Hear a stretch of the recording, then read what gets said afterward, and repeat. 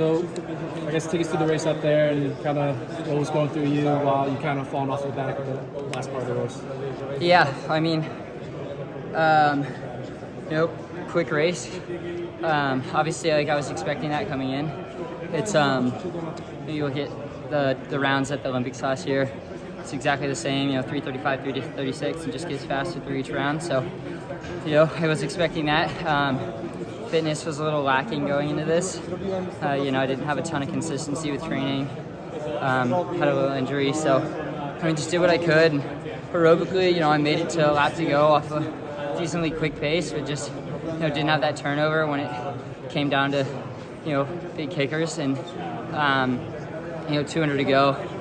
Just physically, like my legs were pretty cooked, so it's just like as much as I could do today.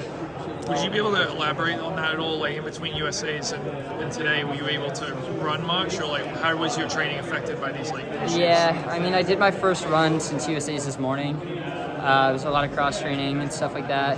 Even before USAs for like a week, I was kind of on the bike or in the pool.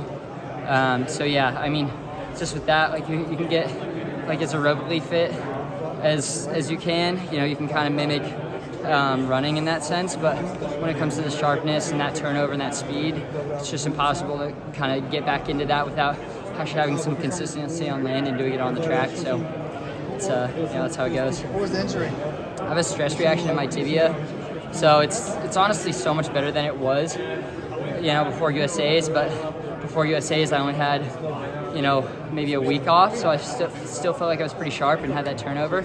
But just 3 weeks of